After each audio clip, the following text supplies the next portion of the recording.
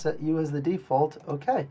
Let me know if you guys can hear me now. You should be able to hear me now. If this thing is right. How about now? Sound? Can you hear me now? Ah, now we're talking. Well, now I'm talking. Actually, I've always been talking, but now you can actually hear me. Okay. How does the sound? I know that sounds weird because now I'm using my webcam mic, which I don't usually like using. You hear me loud and clear. Oh, my glasses here. I wasn't wearing them all day. They give me a headache. They're, I guess, too tight around the sides, so I don't wear them all the time. Anyway. Really, does the sound better like this? Because if it does, I'll stop putting the stupid headset on, because screw that headset.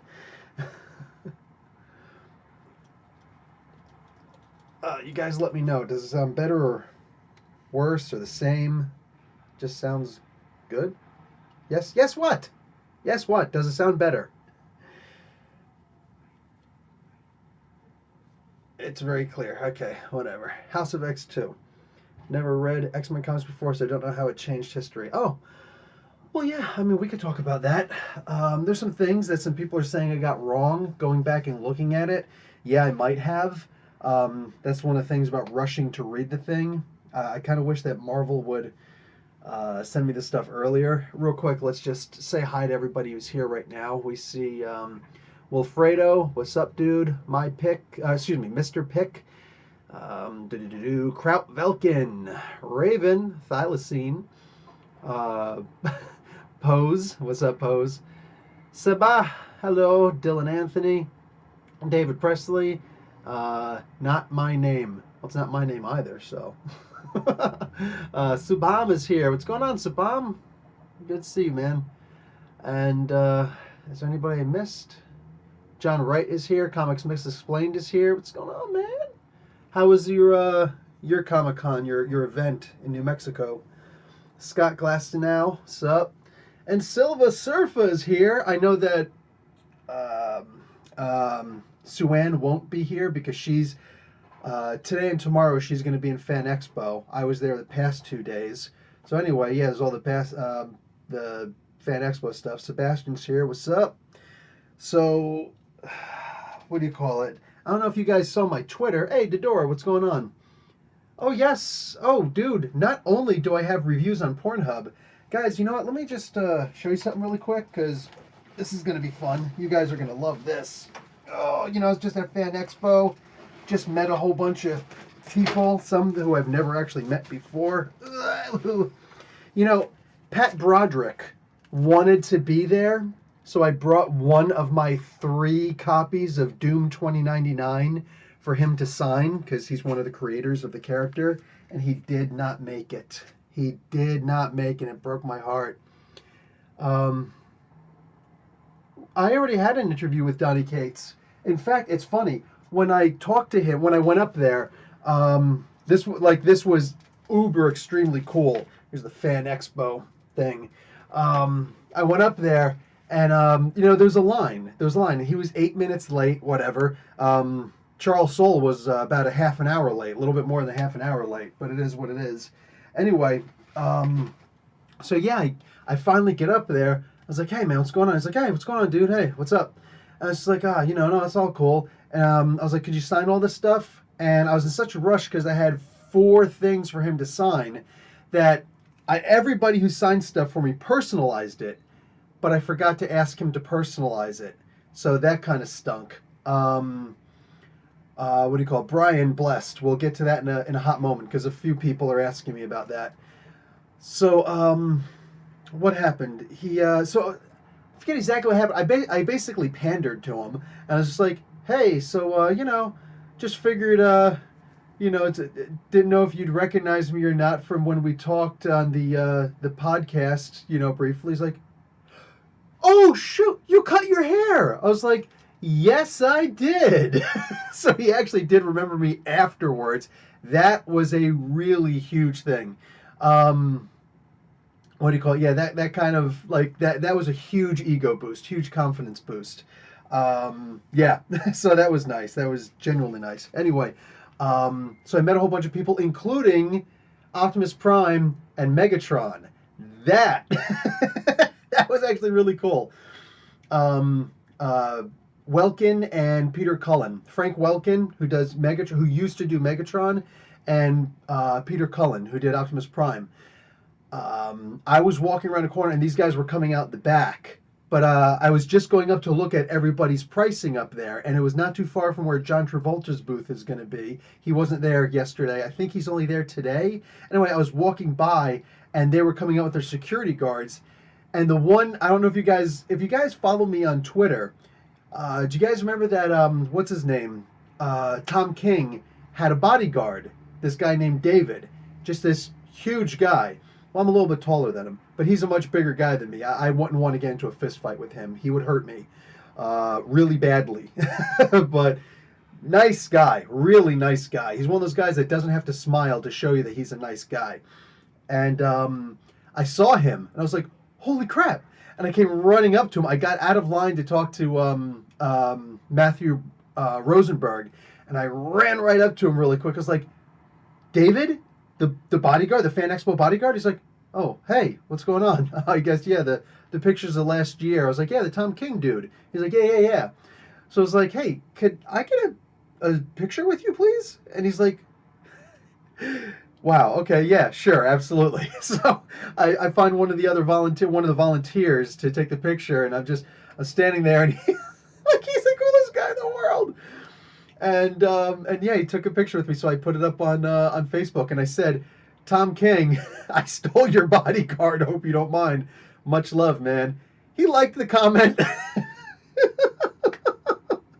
So I thought that was really cool. Anyway, these guys come walking out, or what do you call it? These, the Transformers dudes, the voices. They come walking out of this back room. David's with them. I was like, oh, hey, David. And he's like, hey, what's going on, man? And I looked, I was like, oh my God. I didn't remember what Frank Welkin looked like, but you can never forget what Peter Cullen looks like.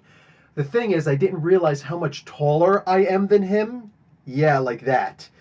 So I was just getting ready to walk up to, and I got a bunch of pictures. I didn't post them yet, but I got a bunch of pictures of the 4 major voice actors for Red Dead Redemption.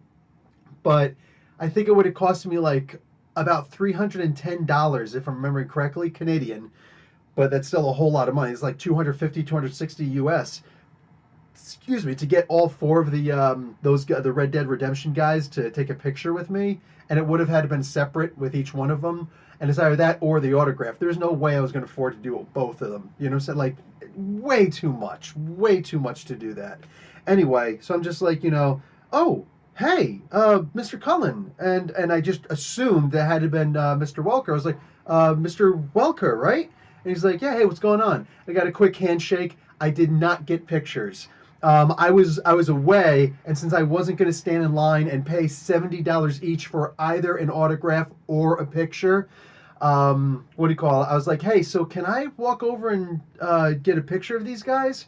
And the guy's like, you have to stay behind the line to do that. I'm like, all right, fine, no problem. So I zoomed in, I got a couple pictures of them, but that was really cool. I got to shake both their hands because I just happened to be in the right place at the right time. It was sick. Guys, let me show you a couple things I got. First off, if you saw the picture I did with Donny Cates, this is mine. That's not his.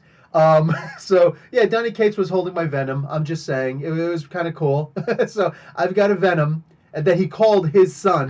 I was like, hey, can you take a picture with me? And could you hold my Venom? My little plushie? He's like, oh, my son? Yeah, no problem. So I'm like, yeah. So Donny Cates held this. I got 4 signatures from him. I didn't have him sign this. I was thinking about having him sign the tongue. But Donny Cates held my Venom. Done. I'm the man. Nope, forget it. All y'all guys, bunch of chumps. Because I got Donny Cates to hold my Venom. Also got Charles Soule to sign my second print, unfortunately. You know what? Let me turn off one of these lights. Let's see if this one helps. Well, I guess I could turn it that way and you can see it. Anyway, Charles Soule signed my second print of Death of Wolverine. I couldn't find my Return of Wolverine because that has a bunch of people I wanted to get it signed, but oh well. Anyway, he signed it. He did not personalize this one because that was the second one I was technically supposed to do. You guys are gonna love this. I got I got to kind of hide the booty because it's a naked booty.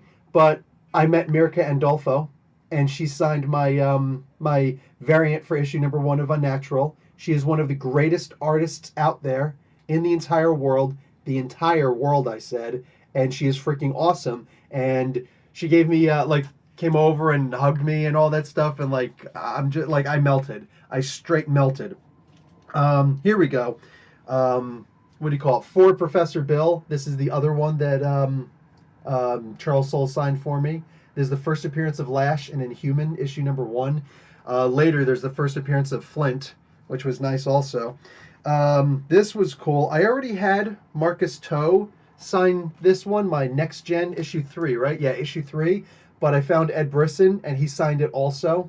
So that was cool. Marcus Toe was there, but I already met him at Free Comic Book Day at Stadium Comics. So this was really cool.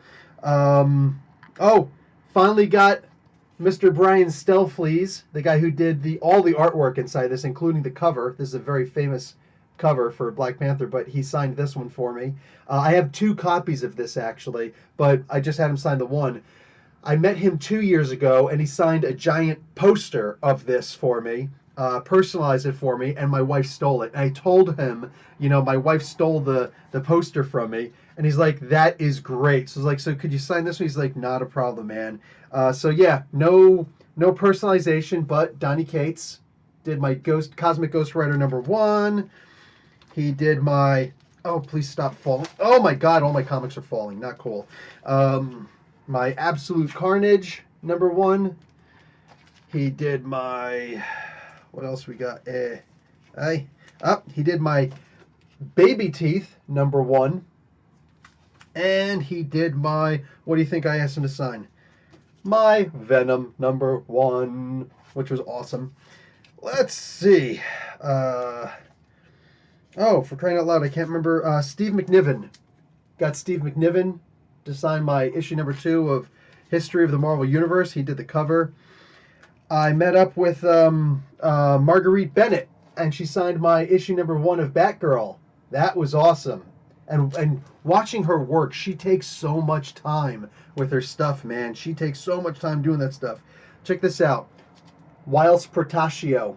I met him. He was complimenting my Batman shirt that I had. It was a cheap little $12 Batman shirt from Walmart. But he's looking at it. He's like, the detail on this is great. And I was like this guy's legendary. And I was like, yeah, there's some parts on it, like it's the 80th anniversary. He's like, oh yeah, it's the 80th anniversary. Look at that. I was like, yeah, like it's brand new. I just got it. And I usually don't, like to buy clothes from Walmart, but it was $12 for this ridiculously awesome design. And I was like, some of these parts are actually like the puffy material. And he's sitting there rubbing on it and whatnot. And I was like, while Portacio is rubbing my shirt, I'm good. I'm good with this. But yeah, he did this. And it comes with the authentication certification. I didn't ask for that, but it just came with it anyway. So I'm like, whatever, fine. I don't do CGC, but cool. So there's that. Brisson again for this, plus Matthew Rosenberg. And I don't know if you guys saved it or not, but I did. The issue 0 that came before it. Yeah, this was kind of important too. So I had both of them sign that also. I'm very, very, very sad that Kelly Thompson didn't show up for it also, because it would have completed the writing part of this, because Thompson, Brisson, and Rosenberg all wrote these first 10 issues. Rosenberg also gave me his 4 Kids Walk into a Bank, issue number 3. He gave me issue 1 last year. I was like, oh no, you already gave me that last year. He's like, okay. I was like, yeah, save your comic, dude. Give it to, other people. He's like, wait, did you get this issue? I was like, it was issue 1. What issue is that? He's like, this is issue 3. I was like, son of a gun, now I gotta go out and find issue 2? It's like, all right, fine. You know what? Give me the darn thing. Sign the free comic book for me. I'll just take your darn free comic book, and I'm gonna go and find your second one. I'll buy it, and I'll try and review it for you too. And he's like, oh wow, thank you. So he forgot that I review comics. I understand. It's cool. He clearly doesn't watch all my reviews. I'm actually okay with that. What do you call it? I met Mitch Gerards. Yeah, Stood in a pretty long line for him, but it was worth it. My dogs were barking by the end of this, man. Like, that was a long one. He's like, thanks, Professor Bill. I'm like, he thanked me. How do you like that? Okay, this was cool. I really wanted to get the Asbury Park issue, which was issue 1008, I think, but Detective Comics, Peter Tomasi. I've already had his signature before. I talked with him last year when he was there. Such a cool guy. Such an unbelievably cool guy. But I was talking about Asbury Park. He's like, are you actually from Asbury Park? I was like, yeah. He's like, I used to go there before the riots. I was like, wow. Okay, you're talking like you went in the golden days when it was bigger than Atlantic City. And he's like, we were talking for a good long time. There was nobody in the line. For the life of me, I could not understand. How is there nobody in this guy's line? It made zero sense to me.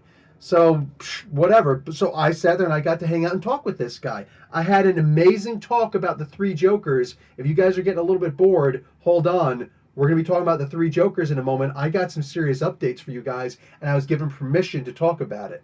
But, yeah, Tomasi signed this one. He actually writes on it, to Professor Bill, stay out of Gotham. But in this case, he made Gotham Asbury Park. So it was cool. But I was talking, he's like, what is it? When's the last time you were there? I was like, oh, it's been about 3 years ago. But nonetheless, it's great. And I was just talking about how it's being renovated, how Hurricane Sandy messed it up, and they just rebuilt the boardwalk, and it's beautiful. Asbury Park is on the sea. It's like right on the Atlantic Ocean. It's a historic place. You know, it's like if you're a Bruce Springsteen fan, you can't not be into Asbury Park. If you're, Bon Jovi fan, everybody tries to go to the Stone Pony. You know what I'm saying? Bruce Springsteen will once in a while just wander into the Wonder Bar, which is right next to the Stone Pony, and just start talking to people. Maybe get up on the microphone, start singing a little bit. Like that's the kind of guy he is. That's the kind of place Asbury Park is. And I was just talking to him, to Peter Tomasi about it, and like he was enraptured listening to me tell him stories about how. I want you to think about that. One of the greatest storytellers alive was enraptured by my stories, telling him about Asbury Park, what it looks like now. I can't tell you how honored I was. Later on, when I finished everything, I was getting ready to leave. I saw him walking around. I was like, sir? And he turned around and looked at me. I was like, hey, what's going on? And he's like, oh, nothing. What's going on, man? And he said he's going to look at my reviews. I doubt he will. I don't really care either way. But, kids. But I walked up to him. I was like, listen, will you allow me to make a really awesome memory for myself and let me buy you something to eat? And he's like, yeah, I can't do that. I was like, you're going to deny me making a memory? Like, you think I'm broke or something like that? I'm not broke. I got money. I'm just saying. And this stuff isn't that expensive. It's like, well, I was thinking about getting the Chinese food over there, but no, I'm sorry. I can't let you do that. I'm like, I know. You're just a regular guy who's only a superstar god when you come to places like this, right? He's like, dude, I bleed, I eat, I drink, I negotiate with my family. I go to work. Like, yeah, I'm a regular guy, so it is weird coming to places like this. Like, it's all good. It's all good. Once in a while, like, it's got to be a great ego boost, right? He's like, it's rough to admit, but yeah. We did like we just stood there in front of the food court talking, nobody bothering us, which is it's the funniest thing in the world, man. Like, this guy who's writing the best Batman today. I know it's a low bar, but we didn't talk about that. We did talk a little bit about Brian Michael Bendis.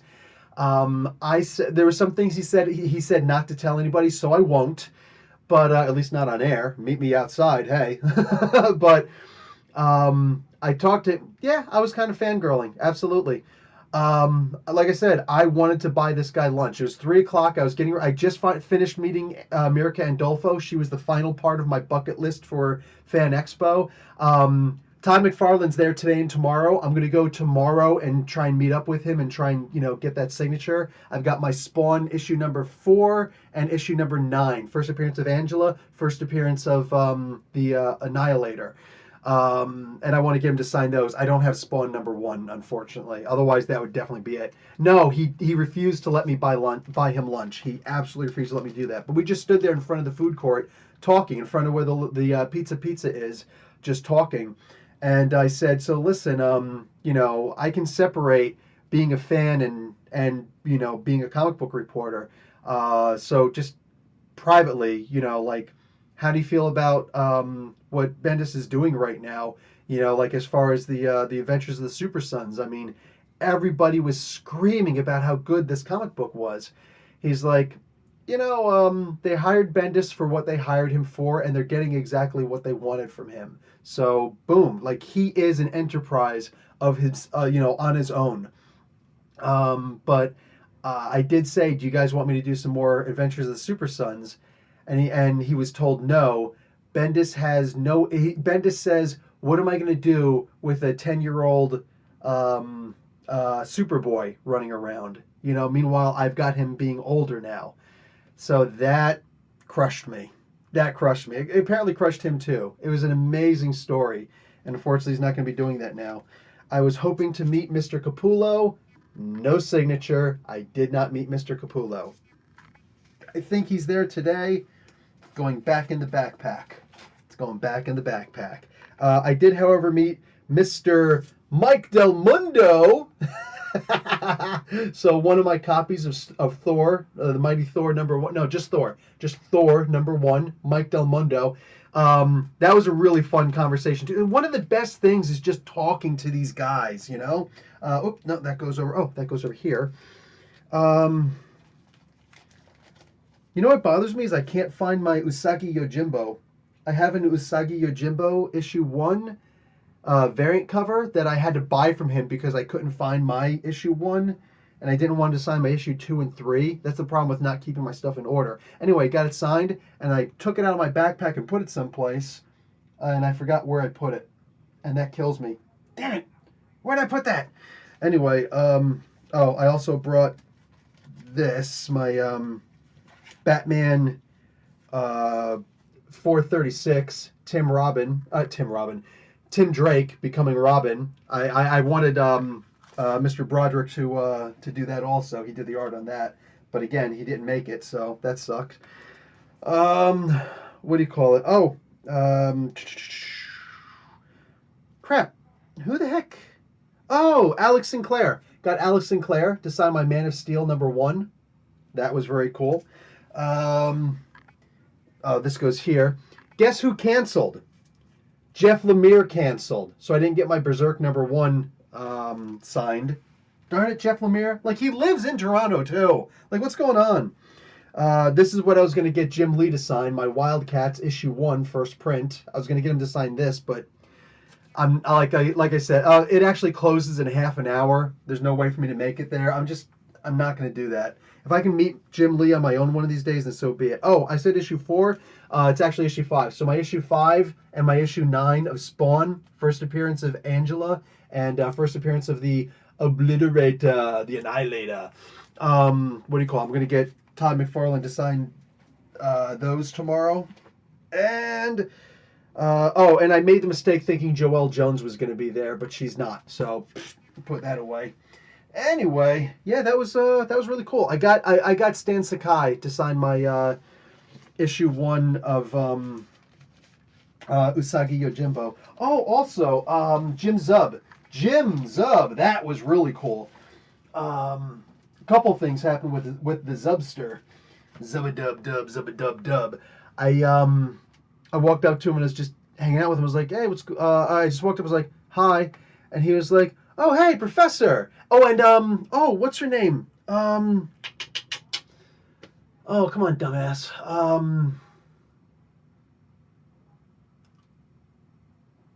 Antos. Heather Antos. Heather Antos was sitting right next to him, to his left. And I was like, holy crap, Heather Antos. And like, I didn't know what to say to her because she's an editor, and I never even read the editor stuff on there. I was like, what's some of the things that, like, I don't know what I have that you've done. He's like, that's okay. We're editors. Nobody pays attention to the editors.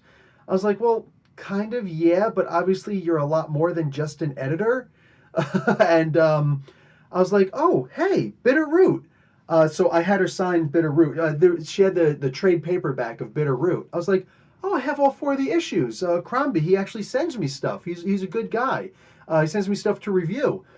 And she's like, oh, that's cool. I was like, yes. So I already know the story. Could I grab this story? Support him, support you. All that good stuff.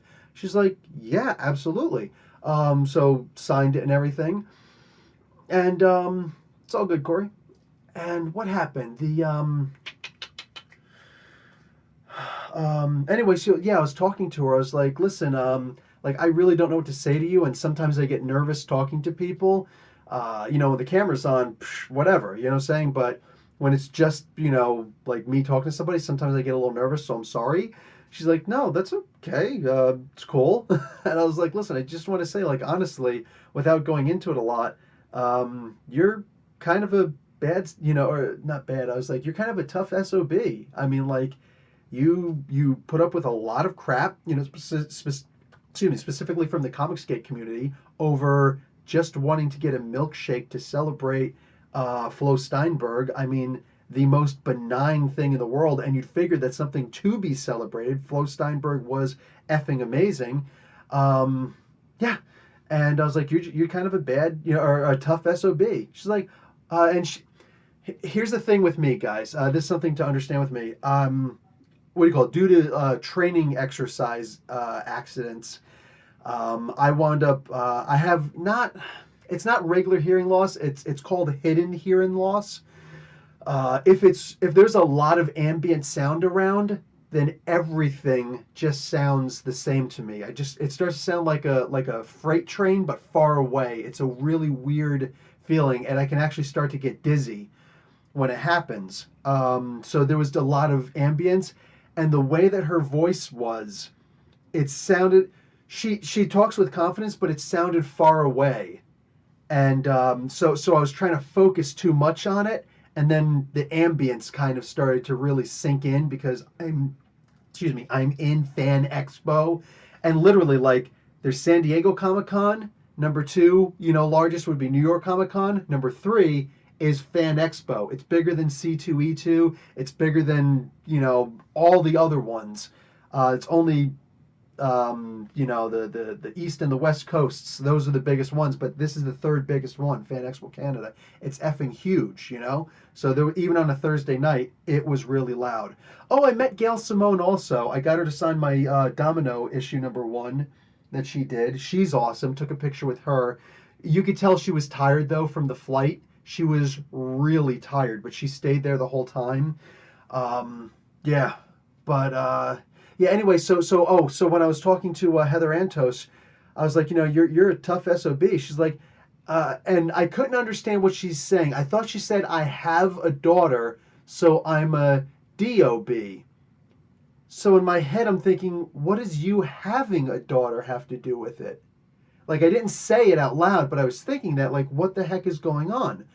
And then I was like, I don't understand. She's like, so I'm a daughter of a bitch. I was like, oh, I'm sorry, I'm from Jersey. Like, I don't even think of it that way.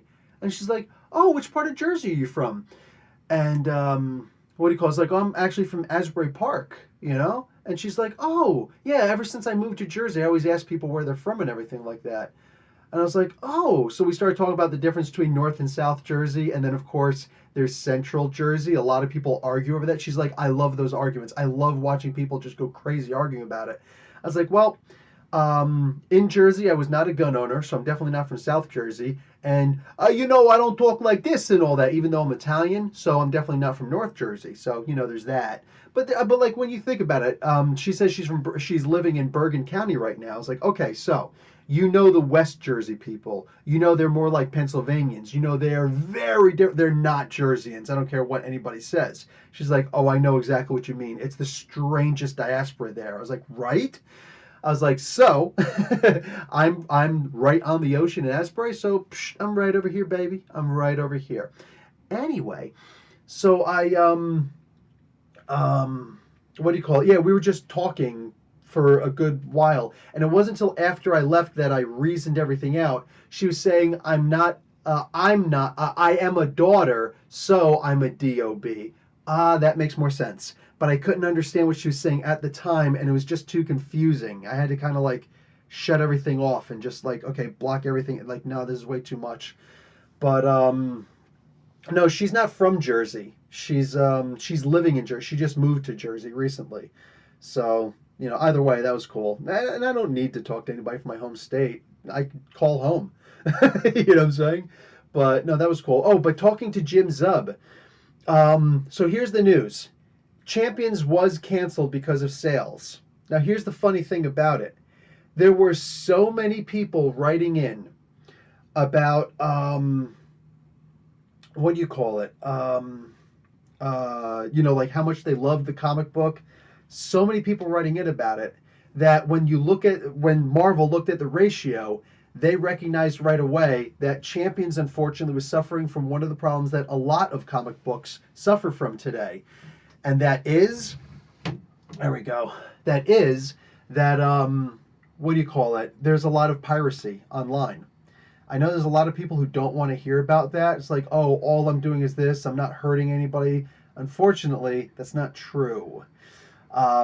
Jim was pissed when they did that analysis and they figured all that stuff out, and they were like, listen, we'll never know for sure, but pretty much there's almost no doubt that people love this comic book, but the sales dropped, or the sales were always low because people were just downloading the comic book or looking at it for free online, whatever. There are even YouTube sites that will post comic books for free, and it's genuinely disgusting. But I mean, what are you going to do? You know. So he was pissed about that, and he was like, "Dude, I'm never going to write Champions again. I'm so mad about it right now."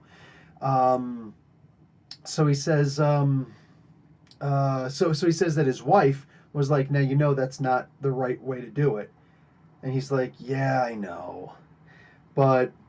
I have the feeling. Like, I asked him. I was like, "Listen, are you going to stop working for Marvel soon? Because it sounds like you are." He's like, "No, I won't. I've got too many projects coming up. But here's the thing: I am getting a lot more into the gaming thing because gamers. It's hard to steal stuff with gamers, and gamers usually have a lot more respect for the core. Like the core audience is usually of gamers are hardcore and they want to support us. Comic book readers, unfortunately, that's not what I would or that's not one of the things that people are into, and that unfortunately is something that I have heard before also from other people talking to the Nerdarchy crew and everything. The Nerdarchy channel is really profitable selling stuff. They just had a huge Kickstarter where they met every single stretch goal imaginable. I couldn't afford to jump on that. Unfortunately, I really wanted to in the worst way, but I didn't have that kind of money for what I wanted on there. But yeah, people like it's just one of those things. So Jim is pissed about that. He was asked to come back and do more of Stone Star for Comixology, which is kind of cool. He told me a whole lot of the behind the scenes stuff on there, which he actually swore me to secrecy. He's like, dude, don't tell anybody about this, please. I'm like, dude, you don't even have to say please. Just say no, and it's a no. Done. But he told me about a little bit about what happens behind the scenes and whatnot. And I was like, wow. So I'm thinking to myself, if I'm going to do a comic book, maybe Comixology would be the way to go. And since I'm not Jim Zub, I don't have that kind of pull that Jim Zub has. Because Zub right now is considered one of the top guys, if not the top guy, for creator-owned comics because he's done so many of them and successfully, which is a huge deal. So what happens? He says, yeah, anyway, he says all stuff, and he says, yeah, if you can actually do a free comic on Comixology, that could get you a lot of credit. So if your stuff is good, you're golden. I was like, dude, that is awesome. So then I asked him about what's coming up with Black Panther, Agents of Wakanda. So here's what he told me. This is going to be good, guys.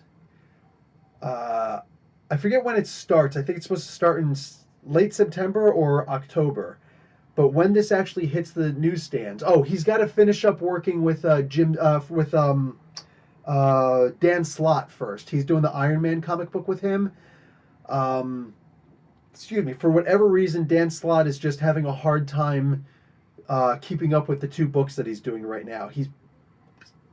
Oh, excuse me. He must have something else going on the side, or he's just tired, or whatever. But he's just having a little bit of a hard time. So that's why Jim Zub was asked to jump on, get the info from Slot, and then just do whatever.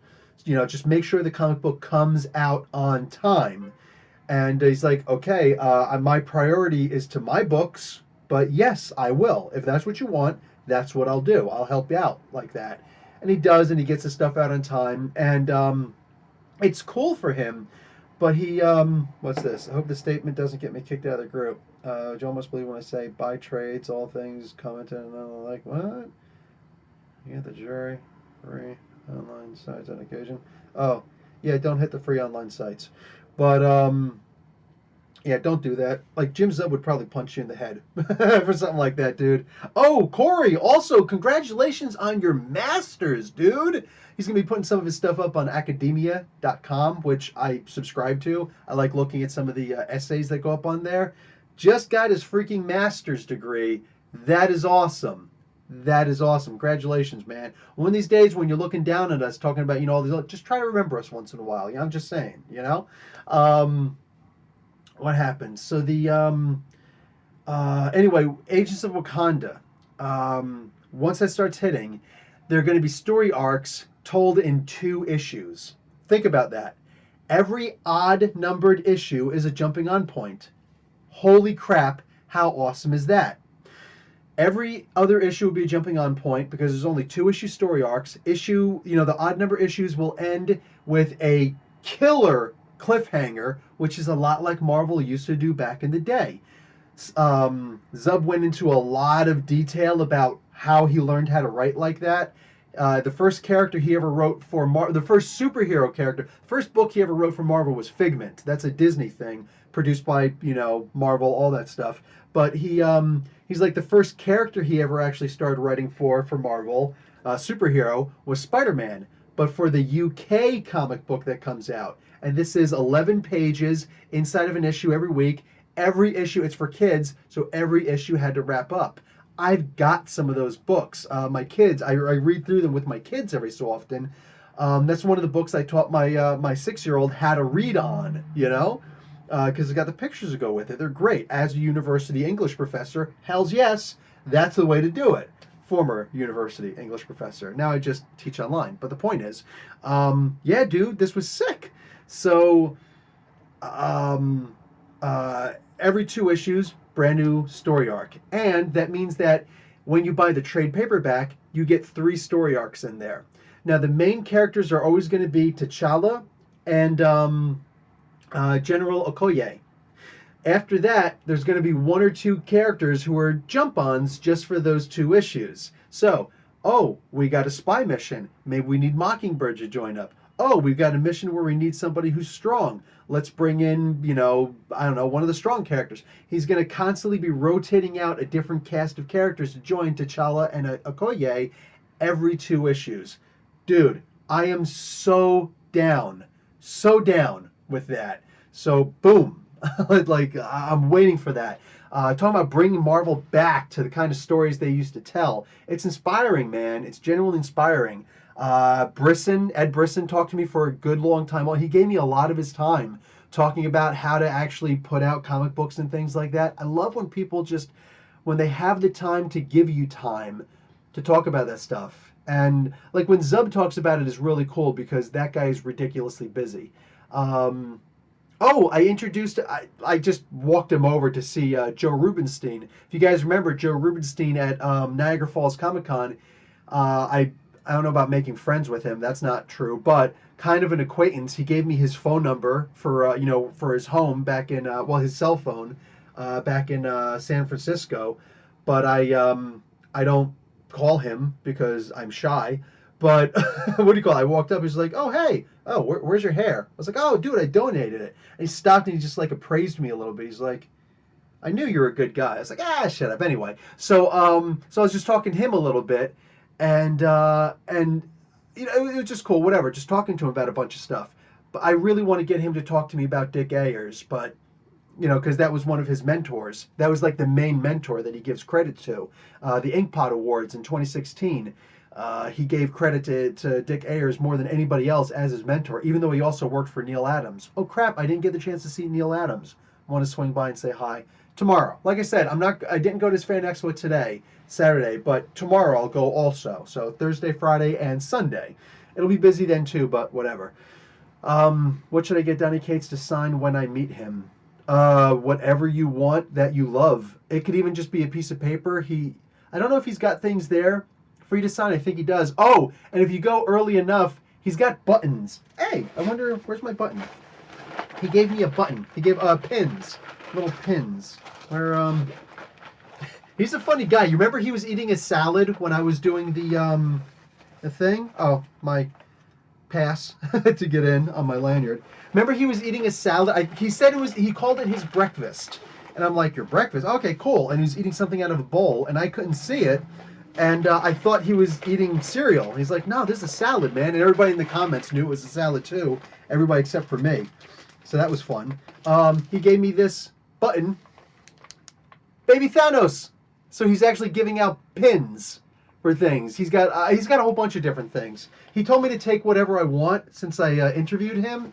No, his fiance was not with him. But Absolute Carnage 1 might do it, and Venom number 17. Yeah, why not? Why not? Absolutely, why not? Or one of the things from his Thanos series, like the Thanos Wins. Bring the first appearance of Cosmic Ghost Rider, you know? All that stuff, dude. There's a lot. There's a lot that you can go and get this dude to sign for you. But anyway, so I forget what it was. I don't even remember what I was talking about. Anyway, oh yeah. So I brought him over to Jim. I was talking to Jim Zub really quick. I was like, have you ever met Joe Rubenstein? Like, really cool guy and all that stuff. Like, he was inker and did like the Marvel Universe stuff and whatnot. And he's like, oh no, I've never actually met him before. So he goes walking over there, and he sees that Rubenstein just drew. I was like, he's one of the guys who worked on the Infinity Gauntlet.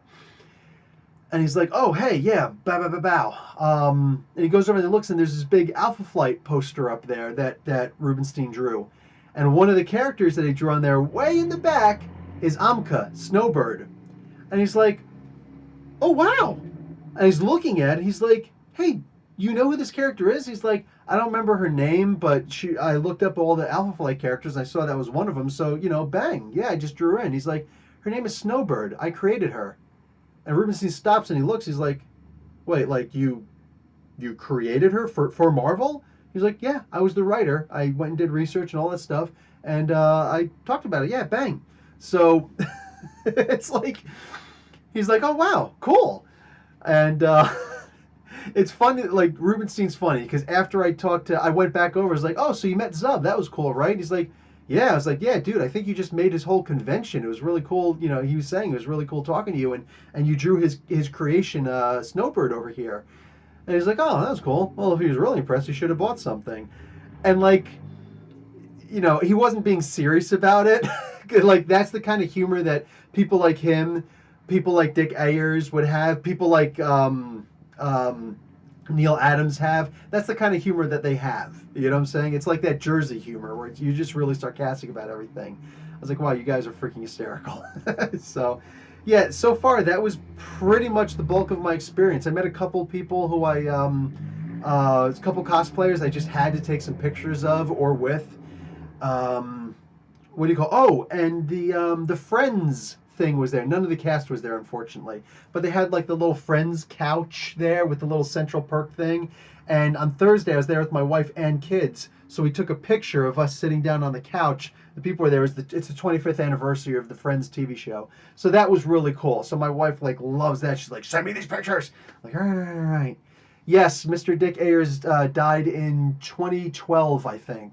So yeah, like a couple years ago, and it breaks my heart. Breaks my heart.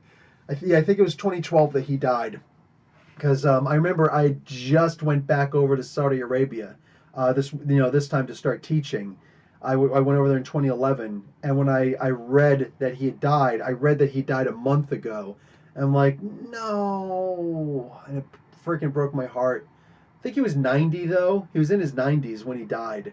So like he lived a full life. But yeah, and the thing that really burns my britches, I wasn't doing a comic book channel at the time, but and I wasn't even thinking about doing a comic book channel at the time. I never even looked at comic book channels on YouTube before. Back in 2011, 2012, I never even thought about it. I never considered them at the time. It wasn't until like a couple of years later. That's when I started seeing like the Rob, the Benny, and stuff like that. Um, the Sal stuff. Yeah. So like when Dick Ayers passed, I'm just thinking to myself, I would have loved to have been able to talk with him and interview him and get some of the stuff down so that his history isn't lost. And I never did, and whatever. That's take responsibility for yourself, right? So I guess I screwed up. Whatever. I don't know. I just didn't have my plans formulated at the time to do something like this. But I was hoping to one day be able to, because like he's such a. Oh wait, did I say Ayers? This is what happens when you're tired. Guys, I meant Dick Giorgiano. Dick Giorgiano, sorry, not Ayers.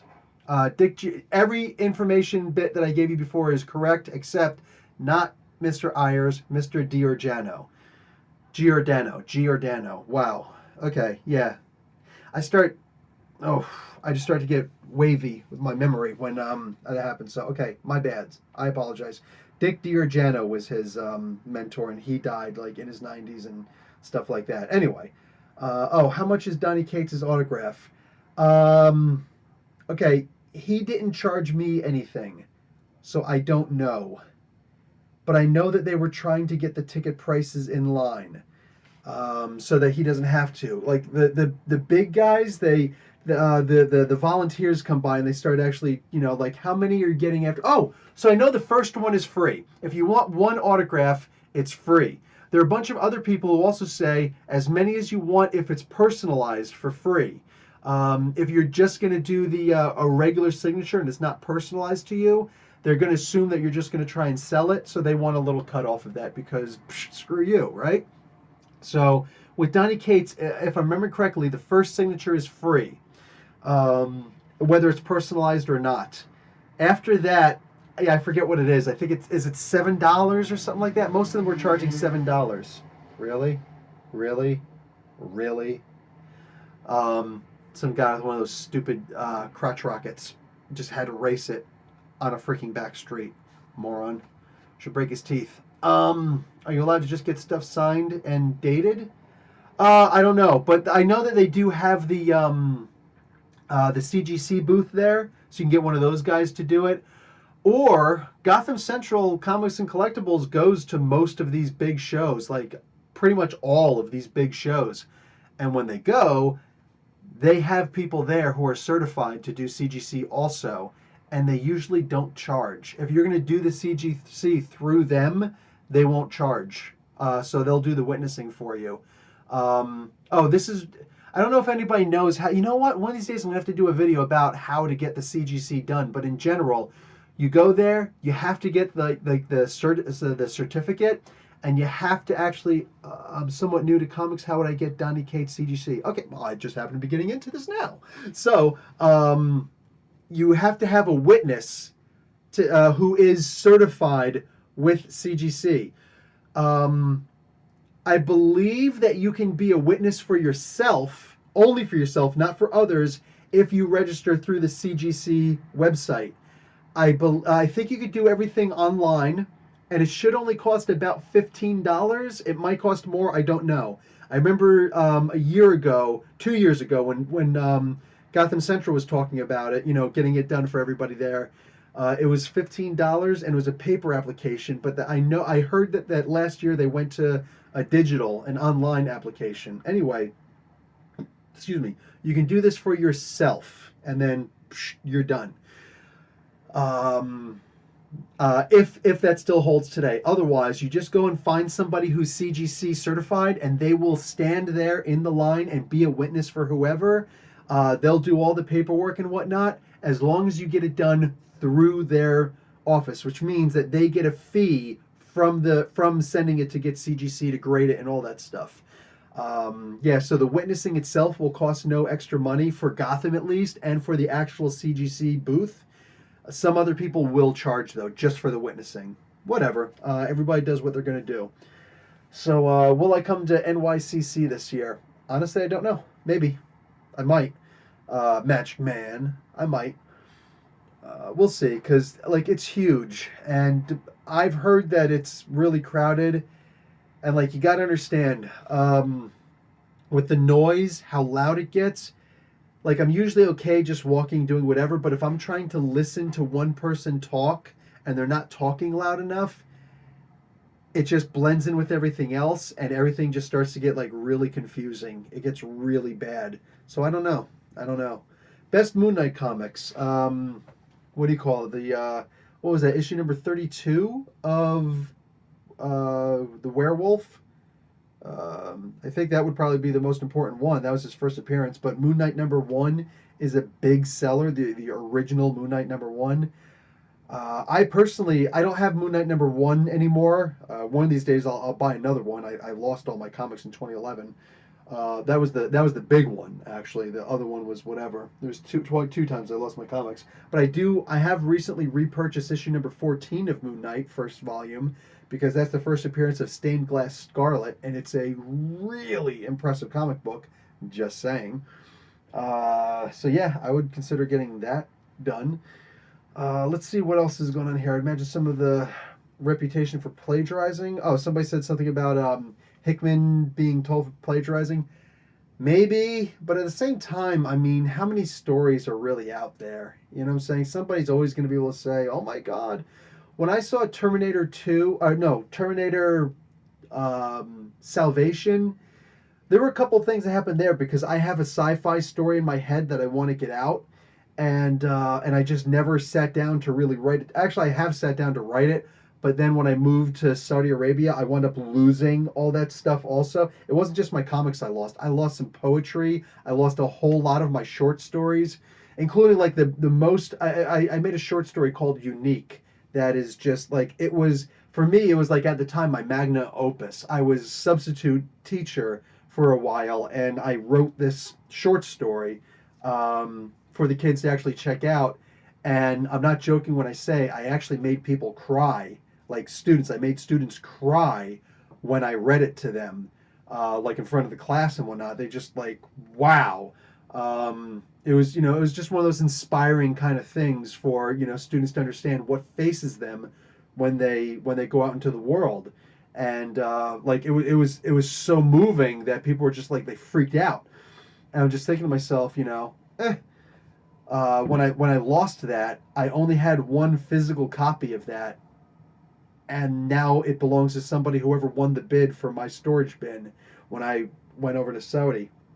So it breaks my heart. Like to this day, my wife read it, because we were what do you call it? It was not too long. It was within the first year of our marriage that we moved to Saudi, and she read it and she cried also for it. Like it was great. Like people loved the story, and it was in my bin when I left, and uh, couldn't make the payments. I couldn't get the payments over there is the problem.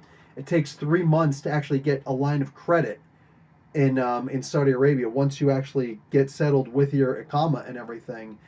And by the time, and it takes a month to get your residency, another month or two. It took me 2 months to actually get everything settled. It was 4 months till my wife could actually come over. Like the whole thing was just heartbreaking. And by the time I was finally able to send a payment, they actually still have that payment. I paid for 6 months, but it was after the fact, and I was supposed to go and reclaim it, but they can't send it back to Saudi Arabia, and I never went back to reclaim it. So 6 months were just lost, and they'd already auctioned off my thing.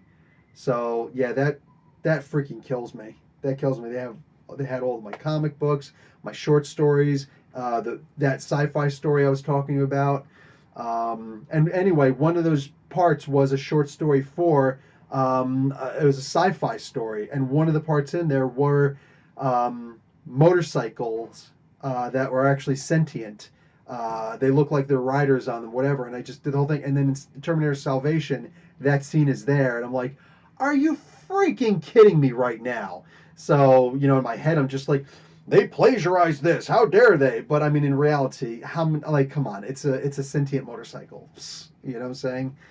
Um, Deadpool versus Absolute Carnage was really good. No, I did not read the Deadpool annual.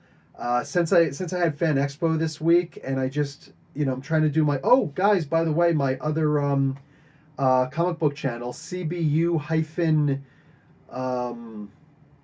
toys. So CBU, Comic Book University, CBU hyphen toys. That's my new channel that I got up. Trying to get to 1,000 subs so that I can monetize it, and then yay, start actually. Once that happens, I can start doing giveaways. I've actually already got a couple things that I can start doing as giveaways. One of them is actually right here. I didn't do the review for these yet, but I've got all 6. Oh, oh, oh! Okay, gonna have to fix that. All 6 of these guys, the 6-inch Marvel Legends guys. See all these guys? Yeah, I got. Oh, let me actually turn on this other light so you guys can see me better, because yeah, everybody wants to see me. Anyway, all these guys, but I bought 2 of these, so I've got an extra Cyclops in the X Factor suit. He's got the 2 different heads. He's got the stuff glowing out the side, the stuff really glowing out the side. He's got the optic blast. So I've got 2 of these actually. I'm going to review all the ones that I've got. This one I'm not going to open. I'm going to leave this, and once I actually get 1,000 subs, then I'm going to start doing the what do you call it? The giveaways. So yeah, if you guys want me to start getting ready to give away stuff like this, hey man. And also, if I actually get picked up by like Hasbro and some of those other companies, then what do you call it? They'll start sending me stuff. And if they start sending me stuff, sometimes they'll send me stuff after I already purchased them, which means that there'll be extra stuff to do giveaways for. So, if you guys are interested in getting certain giveaways, I'm just saying that could be really fun. Yay, giveaways. Maybe I'll do a bunch of comic books, and when I actually go and meet some of these guys, I don't mind paying a little bit extra to get some of these guys to sign some extra stuff for me. Oh, here's another one that I've got. I actually found this, and the box is beaten the hell up, but if anybody's interested in an unopened Machine Man, back from the Odin wave back in the day, yeah, you can actually build a figure Odin, and he's got the arms in here. If anybody's interested in a Machine Man, I already have mine. I already have my Odin Build-A-Figure. So I found this in a Walmart, and it was discounted for only $10 Canadian. So I'm like, I got a 10 spot. So I bought it, and I got it here on the side. I'm going to actually put this in a storage. And that's also one of the things that I can do a giveaway for. And let's be realistic. What are the chances they're ever going to do another Machine Man toy? So if anybody's interested in Machine Man, ciao. You know what I'm saying? Like, there you go, babe. There you go. So yeah, there's that. Let me. So the description is below. You just click right on it, right click on it, and open in another tab. So this way, you're golden. If you're watching on your phone, it's just going to take you away from it. But yeah, there's that. So if you could just subscribe and then go and check out some of the videos, a like or 2 here and there. There won't be any ads because I can't monetize it until I get 1,000 subs. But once that happens, yeah, that's when all of a sudden I can start doing giveaways. And they can be pretty fun. I've also got some of the Fortnite figures that I can do. Come on now. Case in point, I happen to have an extra wild card. So if anybody's interested in a wild card, I'm just saying, boom. Yeah, got a whole bunch of good stuff. So, yeah, like I said, the giveaways start when I have 1,000 subs. Just saying. Just saying if there's any motivation necessary. Boom shakalaka. Oh, D23. Yes, D23 has a lot of stuff. So She-Hulk, that sounds really cool. Really good chance to actually meet up with a Matt Murdock, right? Yeah, I'm really down for that. Plus, since it's going to be through Disney streaming,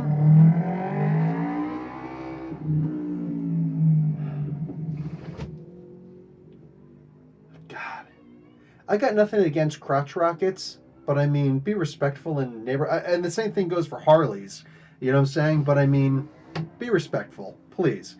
Plus, I used to ride a bike, so like I know how to be respectful. Anyway, yeah, She-Hulk should be pretty good. She-Hulk should be badass, right?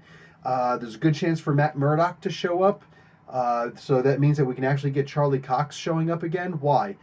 Because since Netflix canceled all that stuff, bada bing, bada boom, baby. Look at what we got. We've actually got the opportunity for Disney streaming to do this stuff. If Disney streaming is doing it, that means that Feige should have some control over that, which means that we can have an expanded universe that does a bunch of things. That, my friends, that's exactly what I'm looking for. I'm so down. So down. You get so many crotch rockets along your street. Which means, and you know who's been the biggest fan of the Netflix universe, the Netflix Marvel universe? Vincent D'Onofrio, who plays Kingpin. Yeah, he still tweets about it to this day, talking about let's try and get all these guys back. So, dude, I'm down. The international prices, I'm not sure. Hopefully, they'll just be cheap because I'm getting it either way. But the trick is it going to be available in Canada, and will it be available without buying regular cable first? If not, well, then I got to do what I've already done with a bunch of these different services, and I got to just say screw it, and I got to get the the service through my IPN. So I've got an IPN on my computer, and that's actually how I got the DC streaming app. I just I pretend I'm actually in America, and I get the app, and it's like yay, and then whatever, right? So yeah, I'm sure there'll be an international pricing. It's Disney. They're a little bit smarter than WB was. I think that they're going to put the stuff available in most countries immediately. So it's only 196 countries. I mean, it shouldn't be that hard, right? um, so Moon Knight, of course, is probably the biggest that everybody's thinking about, right? I mean, freaking Moon Knight. Hello. This is one of the versions of like, what do you call it? Tony Stark is Marvel's answer to Bruce Wayne. And there's a few different answers to Batman. Moon Knight is definitely one of the top picks. Like there's Daredevil, there's Black Panther, and there's Moon Knight. You know what I'm saying? You can always, of course, say a couple other ones like oh, for crying out loud, from the Squadron Supreme, Nighthawk. Yeah, Nighthawk. You know what I'm saying? There's a whole bunch that you can keep on saying, but yeah, like this, it's Moon Knight, for crying out loud. It's a no-brainer. So I'm definitely down with seeing that. Once they're ready to start casting and everything, I'm down. They got a whole bunch of new things coming out. The new MCU coming out. Dude, like, it's going to be hot. It's going to be huge. So I'm looking forward to all that. Oh, man, we've already been going for an hour. Awesome. And just letting you guys know right now, the kids are being babysat. So it's just me and my wife hanging out. Oh, and right now my wife is actually watching The Boys. I finally got her to start watching it, and we just watched the first like 3 episodes, whatever. We're on the when we were watching together just today. We were on the episode where they go to the Savior's Day thing, whatever. I know that's Nation of Islam, so it's not Savior's Day, but whatever, the big prayer preachy thing that they do. And I had to leave. I had to come in here and do the podcast thing. So bada boom. And then what happens? Wow. So anyway, so I said, yeah, listen, I'm gonna come in here. I'm gonna do the podcast. She says, do you mind if I keep on watching? I'm like, oh my, how do you like that? Yeah. So I will definitely watch that.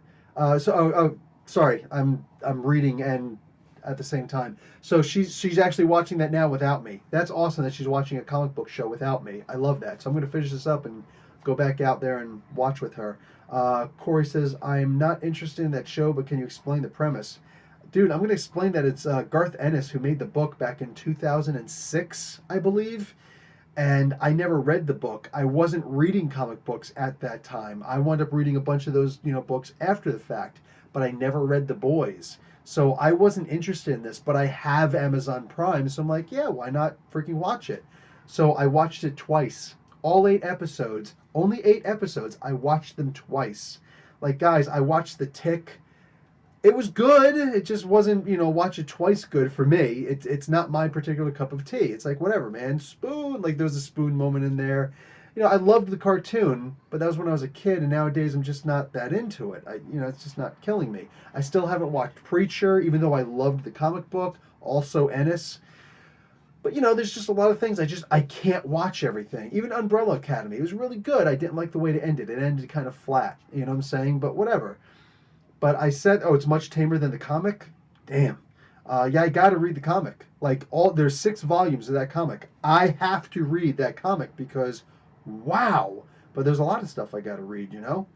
Anyway, so yeah, I'm doing my thing, baby. I'm just doing my thing, and she's loving that show right now. So I want to go back out and watch it with her and hang out.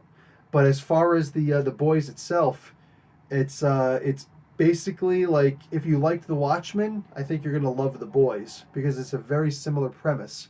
But when they say who watches The Watchmen, the boys are the people who watch The Watchmen, so to speak. Regular people with regular skills and training going against people who make a living off of having superpowers, don't necessarily train with them. It's a really great premise. It's an amazing TV show. I can't imagine, and like my wife, she likes comic book movies, but she's sitting there watching this, and after just the 3rd episode, she's like, "Are you gonna get mad if I tell you that this is better than the Avengers?" I was like, "No, because it's not. It's just different from the Avengers. This is based in reality. There's reality mixed in with the Avengers, but this is based in reality." Isn't the boys connected to DC Comics? I don't think so, but I don't know. I didn't see any. I didn't look for any DC Comics stuff on there. Maybe they purchased stuff after. Honestly, I don't know. I don't know. I'm pretty sure it's all independent though. Not a fan of Preacher, but my God Tulips actress is beautiful. My God Tulips actress. Like I said, I haven't watched a single episode of that. Oh, I did watch all of the first season of American Gods. I should probably watch the rest. I haven't watched the other thing that Gaiman put out, but there's just too much stuff out there. The Boys is better than Suicide Squad. Oh, that's easy. That's an easy one. Um, Idea: Keanu Reeves for Adam Warlock or Mark Spector. That could work. So when you say Mark Spector, you're specifically talking about the Mark Spector personality, right? That could work. Yeah, that could really work. Him as a cab driver, I don't know. Could he? Yeah, I don't know. Reeves is pretty good with playing a bunch of different roles. We'll see. We'll see what's up. Wildstorm Comics. Yeah, that was the thing I was going to get Jim Lee to sign. Oh no, that's Image. Sorry. Yeah, my Wildcats. Sorry, completely different. But anyway, I was going to get Jim Lee to sign that today, but I just didn't feel like going on a Saturday. Too much crazy. Do you think the 6 X-Men books after House and Powers, Dawn of X, will be as good? Yeah, I do. I do. Neftali, what's up, Neftali? Welcome to the channel. Yeah, I think it will be. It's just, I don't know, man. It is what it is. I'm loving what Hickman is doing right now. And Hickman's an interesting cat because there are people like I'll read their stuff. I'm like, I'll read stuff from some people. I'll be like, oh, this was good, this wasn't good. But I'm reading them all with open minds. Hickman is one of those guys where I feel like he's so good that he's just an issue away from bombing everything. You know what I'm saying? Or just screwing everything up and screwing the pooch, so to speak, or jumping the shark. Um, and I read every single issue of every comic book that he does as individual issues that are technically connected. Like the Snow Angels, or not Snow Angels, whatever, the Paper Angels. You fold the paper a bunch of times, you cut out the little hand holding people, and then you open up and they're all holding hands, right? But you only made one of them. The other ones just by default, were manufactured also. But it's only one cut. And that's the way I look at everything. Here's the one cut here in this connection. Okay, now moving on to the next cut here in the connection. And I read each issue like that because I really feel like he's just that close to just doing something that's like just completely off the wall. I try to actually scrutinize everything, but we'll see. Will we ever see Major X in the MCU? Yeah, probably not. Probably not. That's way too far-fetched. Yeah, I just don't see that happening. I mean, we saw Deadpool, you know what I'm saying? But Major X, I think, is one of those things that, you know, for right now, today's audience, I don't think anybody's going to get Major X. You know what I'm saying? That's mostly for us who've been reading comic books back in the 90s, you know? If you weren't reading comic books back in the 90s, if you didn't grow up reading Liefeld, then you're probably just going to be like, you know, if you saw Major X, just seeing him in the comic book, there are people today, you know, like some of the people today who don't like comic books, but who say they do. They'll sit there and read stuff and it'll be like, you know, oh, this is just stupid. Liefeld sucks. And they'll say things like that. And it's like, dude, no, he doesn't. He'll write some things that suck. He'll draw some things that suck. But he also does things that are basically masterpieces. Like, who's going to argue with some of the characters that he's created, for crying out loud, you know? Some people, though. It is what it is. I mean, is there a Deadpool without him? Is there a Cable without him? Is there a Domino without him? I mean, are these things a possibility without him? How many people would freak if all of a sudden Farrell just showed up? You know what I'm saying? Like, we kind of technically, did we? I don't remember. Did we see her in Deadpool 2? I feel like we did. But whether we did or not, oh, Shatterstar, there was Shatterstar, right, when he showed up and they all freaking died. But, like, if we saw, like, you know, oh my god, look, here's, I'll try. You know, like, Farrell shows up. Holy crap! That's a deep Liefeld cut right there. You have to be an old school X-Force fan to see that. And unfortunately, some of the reviewers that are around today, they just don't. They claim to like comic books.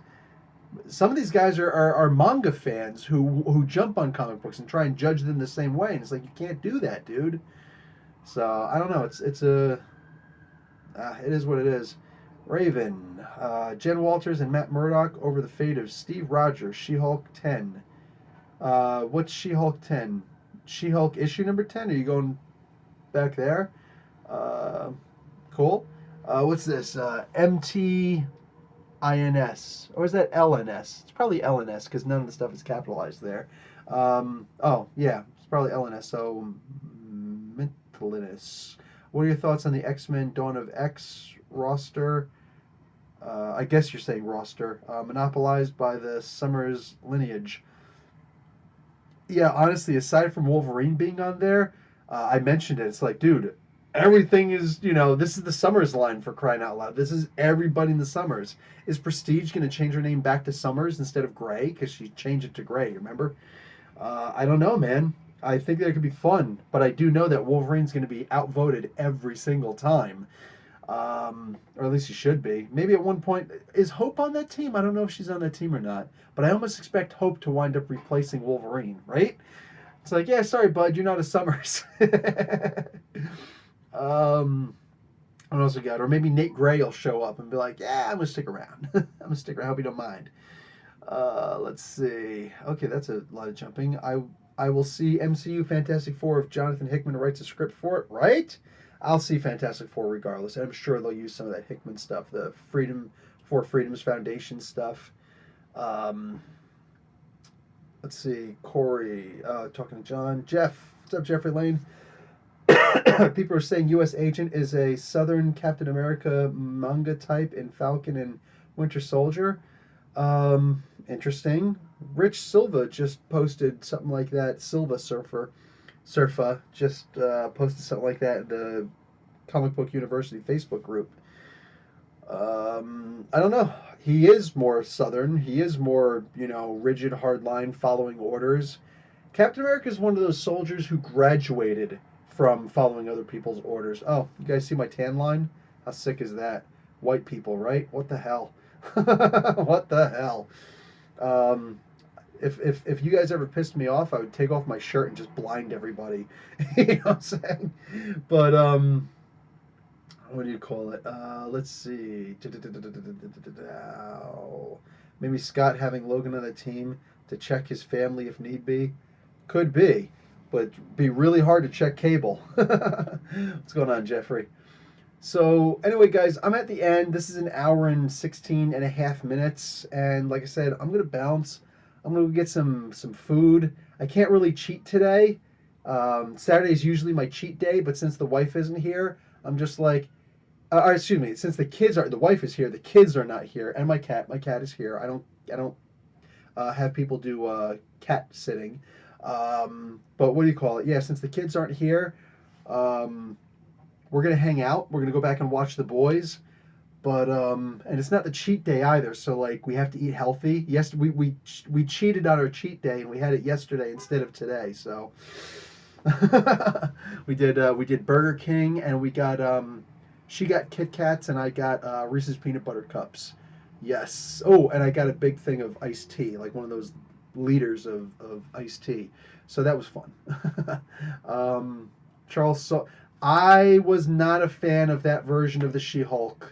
Charles Soule when he came in and what was the name of that character, Raven? The Spawn copy. I actually did an assessment of that character, and explained in a minute on that character. He wound up being the main bad guy in there with another altered past, which is to me it was ridiculous. I thought it was a great character that Soul just wound up making into a bad guy. I didn't like that issue. Excuse me, those. Oh, is that what you're talking about? She-Hulk 10. Yeah, when they yeah, it was like the 10 issue limited series where it's just like, um, if Wolverine found out was discovered as being a Summers, don't do that, man. You know, there's a lot of people who really don't get Andrew Speller. I see what you're doing. That was funny. Nice one, dude. Oh, Brandon. Sorry. Do you think the current X-Men Hickman run will be adopted in the MCU, making all other movies different timelines? They could, but with what they already did, they already altered the timeline by letting Loki escape in that one divergent timeline back with the first Avengers movie. You know, like right there. And now there's going to be that Loki story, which is basically the what if story. That, dude, forget about it. You know what I'm saying? It's going to be amazing. But let's see. What were we? You can have a cheat day twice a week. Oh, can you have a cheat day twice a week? No, especially not 2 days in a row. You do that, all of a sudden your metabolism starts thinking, hey, the cheat day is just to remind your metabolism not to get used to all the good foods that you're eating. It lets you know that there are poison. It lets your body know there are poisons out there, and especially if you do it 2 days in a row. Like, look, if you eat healthy for a month and then you turn around and you go and you eat a big plate of brownies, you're gonna get the runs and you're gonna diarrhea that right out, and your body's gonna be like, I don't know how to process this. Goodbye, and that's about the sound it'll make on repeat. It literally just comes right out your system. You're good, but what do you call it? Yeah, you do it 2 days in a row, forget about it. Now your body's saying, oh, hey, okay, I get it. Now I remember how to process this stuff.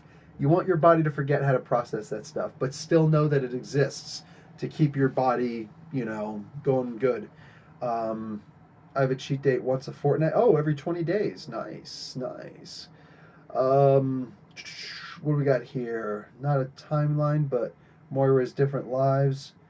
Oh, we're going all over the place. Good one, Fredo. Alf. Oh, an Alf comic book. I had all the Alf. I had the entire run of Alf comic books.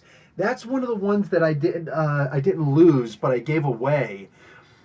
This was back in 2005, I think. Maybe it was earlier than that. Maybe it was 2001. Um, I used to go and visit my mom a lot at because I lived right down the street from her for a little while. I lived in the same apartment complex as her in Jersey, and whenever I'd go over there, there'd always be this kid Matthew who lived in the apartment above her. And Matthew was, his special needs, but he was an adult at the same time, still living with his family, his mom and dad, and his mom and dad both had problems, and I didn't like the mom and dad. But Matthew, he's just a regular old cool kid. And he would always talk about Alf. He loved Alf. For whatever reason, Alf was, I guess, still in syndication at the time. Like, all right, cool. I liked Alf when I was a little kid, and I bought all the comic books for that reason. I had every single issue of the Alf comic book. Nowadays, the only one that's actually worth anything is #1. It's worth like $10. So, give it what you want, and that's in Canada. Might be 5 back in the States. But anyway, I since he liked Alf so much, I think it was like 28 issues. I don't remember, but whatever it was, I grabbed them all. I took them out of my comic book box, out of that particular long box, and I gave him all of my issues. And this kid completely freaked out. He loved it. He fell in love with this stuff. He's like, I didn't even know they made an Alf comic book. Oh wow. And he was like just so into it. And he just like he melted all over him. So I'm like, dude, they're yours. You can have them. Eyes lit up, just didn't know what to do. So I'm like, dude, like I like doing stuff. I like making, people happy like that. So that was like a really cool moment. Um, Matthew moved the next year. And that was weird. And then my mom moved the year after that. She finally got her own house. But anyway, yeah, Alf was in the Marvel realm. So what do we have here? If there's a Howard the Duck show, I want to see. Oh, that's where it's coming from. You want to see Alf in it? It was a Marvel comic book. Yes, it was. It was in the Marvel line.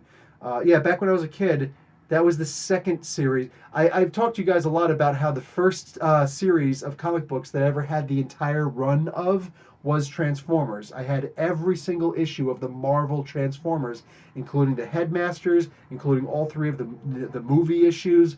I had there was another 4 issue. Let me see. Oh, G.I. Joe versus Transformers. There's a bunch of, and then there was the Next Generation. I had all of those comic books, read them all, bagged and boarded, taped in the back. They were all freaking awesome. I had them all. And yeah, oh my God. And the second series that I collected everything of was actually Alf. Yeah. I think the third one was the first volume of Wolverine. So I had, issue 1 through 4 by Claremont was on that also, but also Frank Miller. So Claremont and Miller. So yeah, that was fun. Real fact, some people have had alien abductions with Alf-looking creatures. Okay, cool. Only comic I ever gave away was the first issue of TMNT. That is probably a really cool story also, Raven. No, I've given away a couple of my comic books to people. I gave away a good portion of my comic books to my little brother, who, go figure, he sold them all for gas money. Like, that's the thing about it, man. You think you're doing something good for somebody sometimes, and they just don't get it, especially family, right? You think that they're on the same level, and it's like, no, completely different wavelength. I'm on visible light spectrum, you're on sound. So anyway, I'm going to try and wrap this stuff up, guys. Hey, listen, real quick shout out to all my patrons. Love you guys. And the patron exclusive that you guys have right now, that's the Batman Hush DVD review. I'm going to be taking that down pretty soon. You guys have like 1 more week on that. That's going to come down on the 1st of September, and a new video will go up. If you guys want to vote on what it's going to be, cool. But I think I'm going to be talking about the Man of Steel movie with what you call it, the blah, blah, blah, blah, Zack Snyder. I'm going to be doing that because I'm going to try and go through the DCEU since it's finished, and the first official after the fact movie that was a part of the DCEU was Man of Steel. So I'm going to do that, and then I'll probably go into like, BVS and all that other stuff. So yeah. Anyway, yes, I am still reading Category 0. Well, kind of. No, I'm not. But the guy, I can't remember his name right now, but he just sent me, he still sends me the PDFs. But I hate reviewing PDFs because I can't show pictures. I don't have the comic book in my hand. I'm one of the...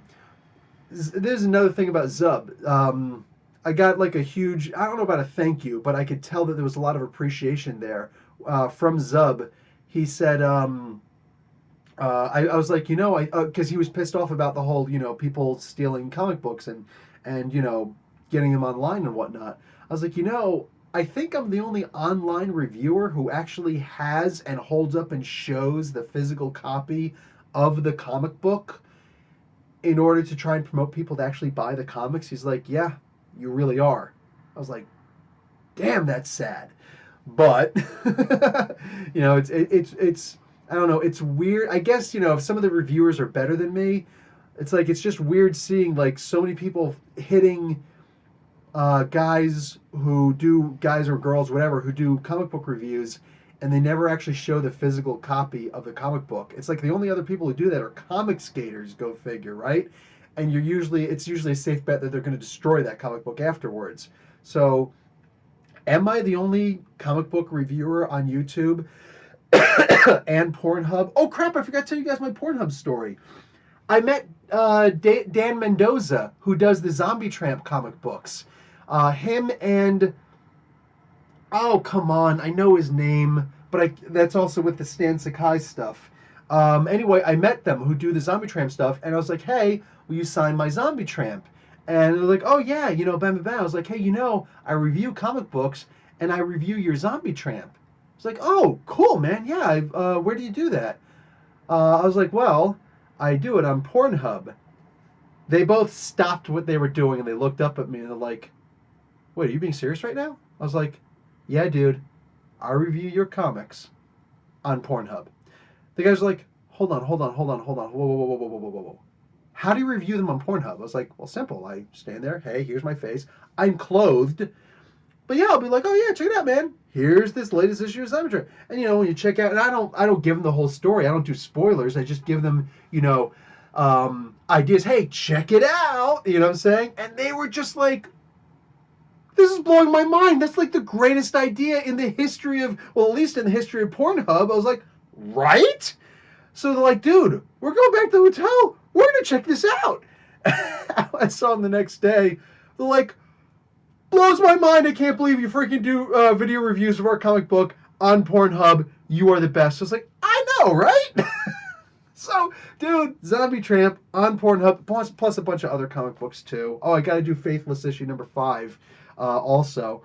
I talked to some of the guys like, yeah, I actually get some of the other people who do porn talking to me on the site and everything. Like, you can see the comments. Like, are you serious? Like, yeah, I got like some of the cam girls. They talk to me. I got some of the a bunch of people. They're like, oh my god, I can't believe you're reviewing this comic book. That's so great. And like, yeah, check it out, man. So like, it's just awesome. It's just freaking awesome. Oh, Silver Surfer's back. Cave Woman lost. I was just talking about you with something. I can't remember what it was. Crap. Oh, well, you have to rewind and check it out. Anyway, so yeah, I'm going to bounce now. Oh, but yes, Man of Steel on...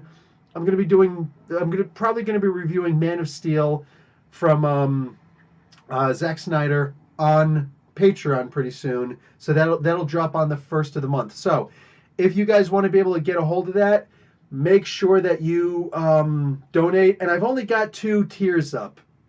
Excuse me, I think I've got like the $1 tier and the $5 tier. I think that's it. So like, I don't have any other tiers for you to sign up on. And you can do like a one-time $10 thing, or you can do PayPal, whatever, it's below.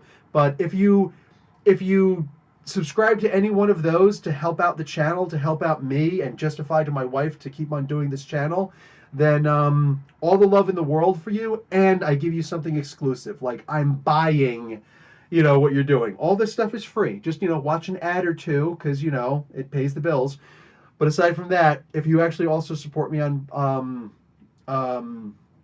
PayPal or on Patreon, then I give you that exclusive review of a movie also. And I'm going to try and bring that up to reviewing twice a month, but we'll see. We'll see if we can get there. So maybe I can do like 2 movies per month. We'll see. And also, please don't forget to check out, and Beautiful Halo, which is right there. Please don't forget to check out my other channel, CBU-Toys. Please subscribe to the other channel. There's no ads up there for you to check out. But again, once I get to 1,000 views, I can start giving out I can start doing some giveaways, like this Cyclops, which is very rare and hard to find. This Fortnite wild card guy with these 2 heads, the clubs and the spades. This guy right here, Machine Man, which this is like a 4 or 5. This is like maybe a 5-year-old figure, maybe older. Very hard to find in stores nowadays. Like I completely lucked out and found this. It's like holy crap, but I've already got one. And I looked at it, I was like, I'm gonna buy this and I'm gonna give this away. You know, when my toy review channel gets big. So thank you, Raven. Much love, man. Yeah, so Machine Man, it's very hard to find anymore. And there's going to be other things too, maybe some Transformers or whatever. Oh, and definitely some comic books, including some signed comic books by some of the big guys. So yeah, there's that. So if you guys want, what do you call it? Cool content and eventually giveaways, please help me get to 1,000 subs, and then boom, we're golden. Anyway, guys, all the love in the world for following and checking me out. And so, Twitter is going to have all the pictures from um, Fan Expo. So slowly, I'll be putting up all those pictures. You can check out me with Kate's holding my where did I put him? Oh, there he is, holding my Venom, which he called his son, which is totally freaking hysterical. So my little plushie there. Anyway, Neftali, I've checked out your toy reviews there. Awesome. Already subbed the other day. Well, you're awesome, Neftali. I'm just saying. And I will see all of you guys later, all right? I'm going to go watch The Boys with my wife. Me for the second time. No, for the third time. Her for the first. All right, guys. I'll talk to you guys later. I got a drink. I'm dying here. Professor Bill, Comic Book University. Class dismissed.